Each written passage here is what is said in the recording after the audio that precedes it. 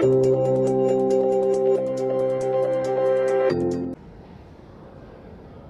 14-də Dövlət Gömrük Komitəsinin Tibbi Xidmət İdarəsinin və Azərbaycan Anestezioloqlar və Reanimatoloqlar Cəmiyyətinin birgə təşkilatçılığı Braun şirkətinin dəstəyi ilə qaraciyər transplantasiyasında anesteziyanın və əməliyyatdan sonra intensiv terapiyanın xüsusiyyətləri mövzusunda Respublikanın aparıcı ekspertlərinin görüşü keçirilib. Tədbiri açıq elan edən Dövlət Gömrük Komitəsi Tibbi Xidmət İdarəsinin rəisi əməkdar həkim Ceyhun Məmmədov Mərkəzi Gömrük Hospitalının böyrək və qaraciyər transplantasiyası əməliyyatlarının sayına görə Azərbaycanda lider olduğunu vurğulayıb. O, həmçinin bu sahədə Səhiyyə Nazirliyinin orqan donorluğu və transplantasiyası üzrə koordinasiya mərkəzi və icbari tibbi sığorta üzrə Dövlət Agentliyi ilə uğurlu əməkdaşlıq barədə ətraflı məlumat verib. Bu əməkdaşlıq çərçivəsində Azərbaycanda və Cənubi Qafqazda ilk dəfə 2025-ci ildə Mərkəzi Gömrük Hospitalında meyddən alınmış qaraciyərin uğurla transplantasiya olunduğunu bildirib. Bu tarixi hadisə Azərbaycanın səhiyyə sahəsində növbəti böyük nailiyyət hesab olunur.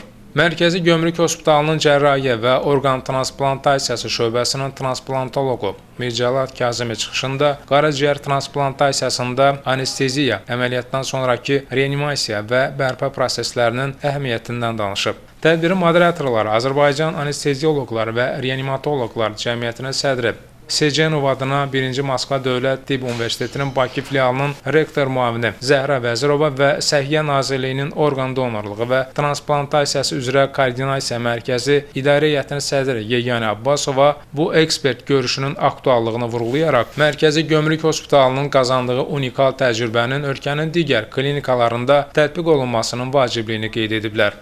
Tədbirdə Mərkəzi Gömrük Hospitalının anestezioloq, reanimatoloqları Rəşad Nəsirli qaraciyər transplantasiyasında anesteziyanın xüsusiyyətləri, Xəyal Məmmədov qaraciyər transplantasiyasında əməliyyatdan sonra intensiv terapiyanın xüsusiyyətləri və Səhiyyə Nazirliyinin orqan donorluğu və transplantasiyası üzrə koordinasiya mərkəzinin əməkdaşı Mədinə Quliyeva orqan nəqli mövzularında təqdimatlarla çıxış ediblər. Ekspert müzakirələrində Mərkəzi Gömrük Hospitalının rəisi Bəxtiyar Musayev, Səhiyyə Nazirliyinin ekspert mütəxəssisi, Azərbaycan Tibb Universitetinin 2-ci Müalicə Profilaktika Fakültəsinin dekanı Dosent İsrail Məhərrəmbəyli, Mərkəzi Klinik Xəstəxanasının Anesteziologiya, Reanimatologiya şöbəsinin müdiri Vüqar Abdulkərimov, Kliniki Tibbi Mərkəzin Cərrahi Reanimasiya şöbəsinin müdiri Ülviyə Qurbanova və digər mütəxəssislər müzakirə olunan mövzular barədə öz fikirlərini bölüşüblər. Tədbirin yekununda Dövlət Gömrük Komitəsi Tibbi Xidmət İdarəsinin rəis müavini Dosent İsmail Əfəndiyev Azərbaycanda transplantasiyanın inkişafı üçün könüllü donorluq bazasının genişləndirilməsinin vacibliyini vurğulayıb. Baxmayaraq ki, ilk qaraciyər transplantasiyası canlı donordan Azərbaycan Respublikasında 2008-ci ildə təsadüf edibdir. Lakin uzun müddət, uzun illər bu əməliyyat hər ehtiyacı olan xəstəyə təsvir olsun aparıla bilmirdi.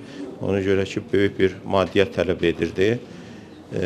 Hətta mən başqa bir çətinlikləri burada vurğulamıram ki, donorun uyğunluğu, ümumiyyətcə donorun tapılması və s. Eyni zamanda da böyük bir maliyyə ehtiyacı tələb edirdi. Ancaq məlumdur ki, mən onu bildirmək istəyirəm sizə ki, 2023-cü ilin avqust ayından İcbari Tibbi Sığorta Agentliyinin yeni zərfinə qaraciyər transplantasiyası və böyrək transplantasiyası daxil olduğundan və bununla bağlı demək olar ki, bütün xərcləri dövlətimiz qarşılayır və əməliyyatların sayı da bundan sonra artıb da əhəmiyyətli dərəcədə və ehtiyacı olan xəstələr artıq maddi bir problem, maddi bir çətinlik çəkmədən əməliyyata məruz qala bilirlər. Əsas məqsəd odur ki, bildiyiniz kimi bir neçə həftə əvvəl Azərbaycan səhiyyəsi növbəti öz uğur addımı elədi və burada Tibb Xidmət İdarəsinin mərkəzi hospitalın böyük rol oldu.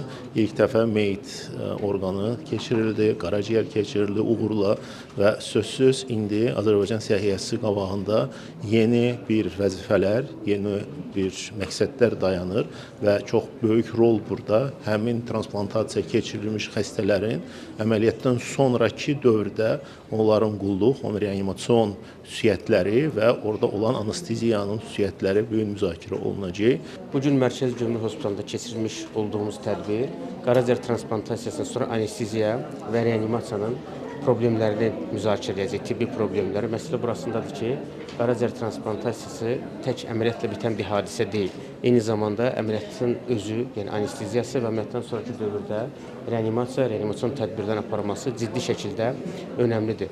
Bununla əlaqədar olaraq xəstəxanamızın da yetərli qədər iş təcrübəsi var, həm anesteziyologların, həm reanimatoloqlarımızın və bugünkü toplantıdan ana məqsəd də ölkədə artıq ciddi bir şəkildə demək olar ki, hər gün icra olunan bir hadisəyə kimi özünü təzahür edən qaraciyər transplantasiyası əməliyyatı zamanı və əməliyyatdan sonra xəstənin aparılması həm öz xəstəxanamızın, mərkəzimizin, həkimlərin təcrübəsini paylaşacaq, eyni zamanda bu barədə var olan problemlər və gələcəkdə xəstələrin hansı istiqamətdə aparılması məsələləri müzakirə olunacaq.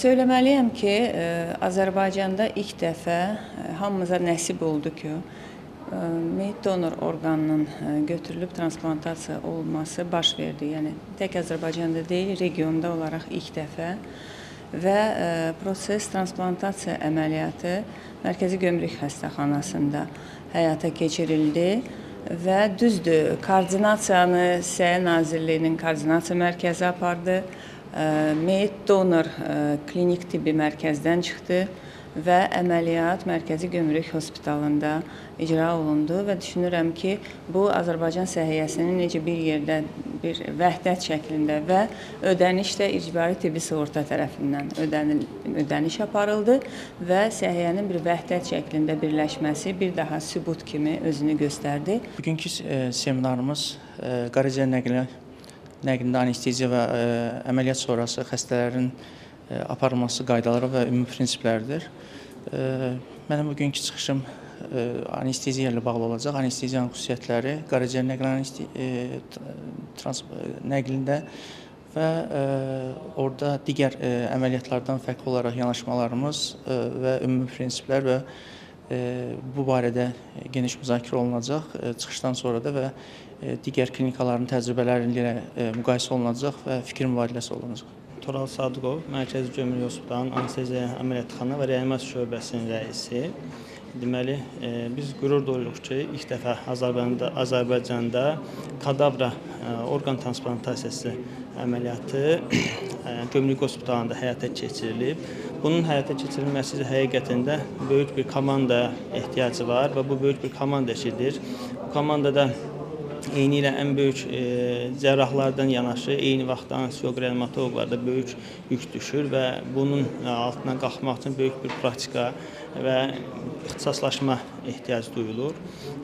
Bu işin görülməsi və kadavranın hazırlanması, əməliyyatın gedişi, onun anesteziya verilməsi və həmin xəstələrin əməliyyatdan sonra reanimasiyada təqibi ən ağır və çətin dövrləri anesteziyolog və reanimatoloqlar tərəfindən həyata keçirilir və bunun uğurla həyata keçirilməsi və bu işlərdə ilk olaraq Mərkəzi Hospitalın olması üçün olduğuna görə biz çox şadıq və bunun görə Gömrük Hospitalının bütün rəhbərliyinə, Gömrük Komitəsinə, rəhbərliyinə təşəkkür edirik ki, bizə bu dəstəyi və bu etimadı bizə veriblər.